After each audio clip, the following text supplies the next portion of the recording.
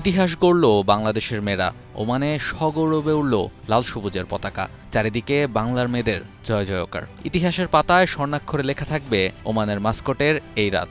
AHF cup junior নারী hockey টুর্নামেন্টের ফাইনালে শক্তিশালী কাজাখস্তানকে 2-0 গোলে উড়িয়ে দিয়ে অপরাজিত চ্যাম্পিয়ন বাংলাদেশ।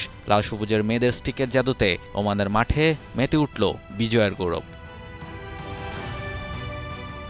ম্যাচের শুরু থেকেই আধিপত্য ছিল টাইগ্রেসদের। প্রথম কোয়ার্টারের শেষ মিনিটে বাংলাদেশকে লিড এনে দেন আইরিন আক্তার রিয়া। প্রথম কোয়ার্টারে 1-0 গোলে এগিয়ে গিয়ে ম্যাচের নিয়ন্ত্রণ নিজেদের মুঠোয় নেয় বাংলাদেশ।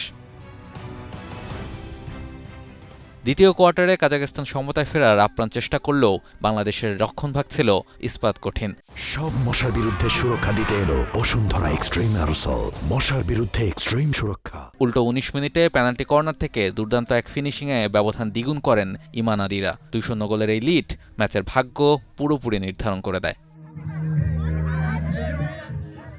পুরো ম্যাচে হলুদ ও সবুজ কার্ডের তুমুল লড়াই চলেছে। রিমন সারিকা, আনিকা এবং রিয়ার অসাধারণ টিমওয়ার্ক ও নিখুঁত পাসিংয়ের সামনে পাত্তাই পায়নি কাজাখস্তানের মেয়েরা। ম্যাচের শেষ বাঁশি বাজার সাথে সাথেই নিশ্চিত হয় এক রূপকথার জয়, অপরাজিত champion Bangladesh.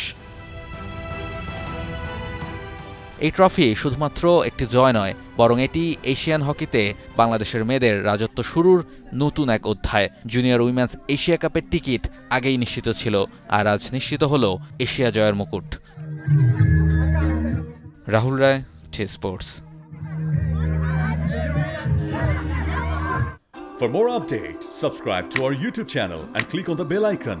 Follow us on Facebook and Instagram. Download T-Sports app to enjoy exciting games and highlights. Visit tsports.com.